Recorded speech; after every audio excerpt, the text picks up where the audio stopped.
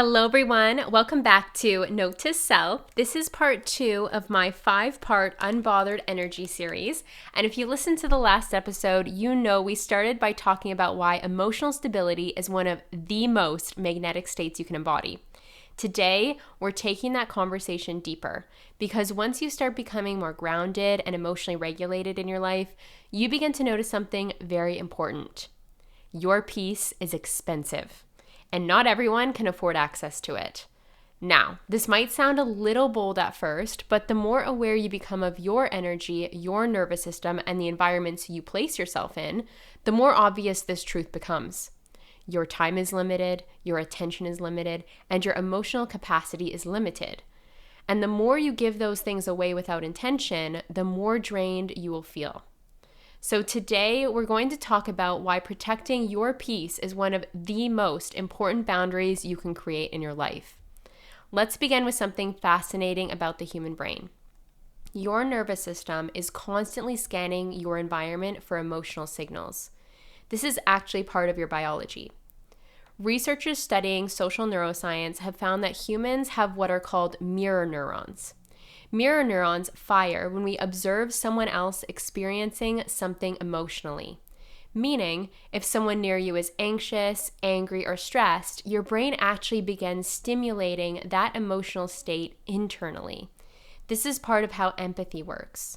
But it also explains why being around someone who is chronically chaotic can feel so exhausting. Your brain and nervous system are literally mirroring their emotional state.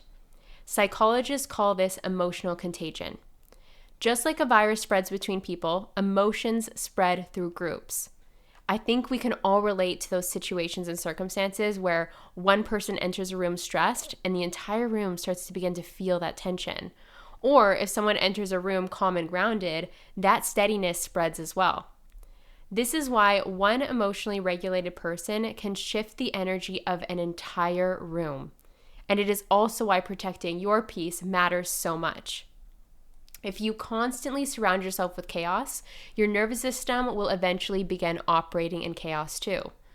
Think of your energy like battery life on your phone. Every day you wake up with a certain amount of charge, and throughout the day, different things drain that battery. It could be difficult conversations, stressful environments, too much stimulation, emotional conflict. Now, imagine if you gave your phone to 10 different people throughout the day and allowed each of them to run whatever apps they wanted. By the evening, your battery would be completely dead. But this is exactly what many people do with their emotional energy. They allow everyone access. Everyone gets a piece of their attention. Everyone gets a piece of their emotional bandwidth. And by the end of the day, they feel exhausted, overwhelmed, and disconnected from themselves. Not because they're weak, but because their energy has been overextended. Unbothered energy requires something very intentional. It requires selectivity. You begin asking yourself, does this deserve my energy? Does this deserve my attention? Does this deserve space in my mind today?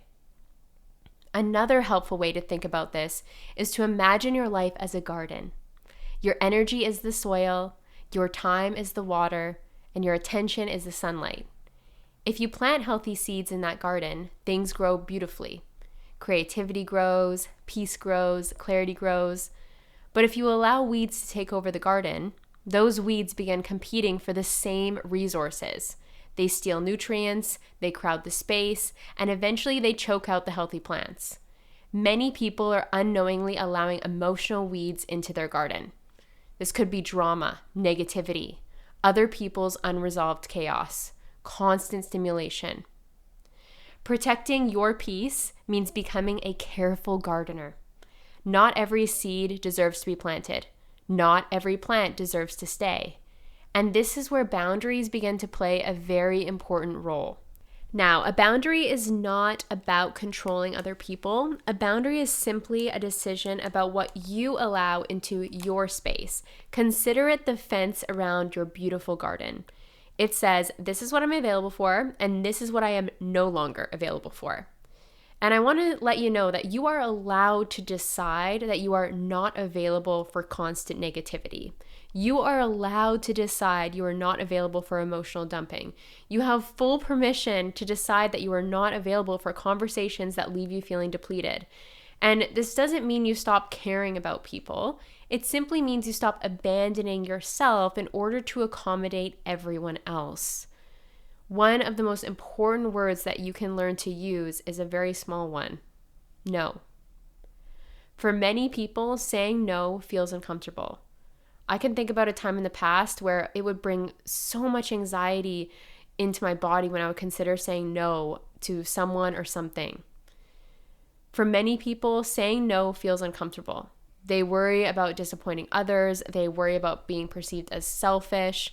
But every time you say yes to something that drains you, you are actually saying no to something that nourishes you. You are saying no to your peace. You are saying no to your creativity. You are saying no to your future self who needs that energy to build something meaningful. And here's something interesting. Studies on decision fatigue show that the more unnecessary decisions and obligations we carry throughout the day, the more depleted our mental energy becomes. This means every obligation you take on unnecessarily is literally reducing your cognitive clarity. So protecting your peace protects your mental capacity to think clearly. Another powerful practice is learning to listen to your body. Your nervous system is constantly giving you signals. You may notice tightness in your chest around certain people, a sense of heaviness after certain conversations, or a feeling of calm and expansion around others. Your body is incredibly intelligent, but many of us were taught to ignore these signals in order to be polite, agreeable, or accommodating. Unbothered energy requires learning to trust your nervous system again. When something consistently drains you, that is information. When something consistently nourishes you, that is also information. Your job is to simply listen. Another thing that will change your life is recognizing that not every problem is yours to solve. Many people carry emotional responsibilities that were never theirs. They try to regulate other people's emotions, they try to manage other people's moods, or attempt to absorb other people's stress. But every adult is responsible for their own emotional regulation. You can support someone without carrying their emotional weight. You can care about someone without sacrificing your stability. And when you begin releasing emotional responsibilities that were never yours, your life becomes significantly lighter and so much more spacious. So here is the identity shift I want you to take with you after this episode. And that is, my peace is valuable, and not everyone gets unlimited access to it.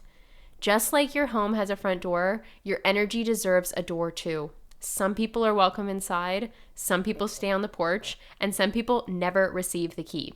That is not cruelty, that is self-respect on such a deep level. Before we close today, I want to leave you with a simple practice so that you can begin immediately to protect your peace. It is something I call the peace pause. So the next time something happens that normally pulls you into stress, frustration, or a type of reaction, try this. Pause just for a moment and ask yourself 3 questions. First, does this actually deserve my energy right now? Second, will engaging with this improve my life in any meaningful way? And third, what response would protect my peace in this moment?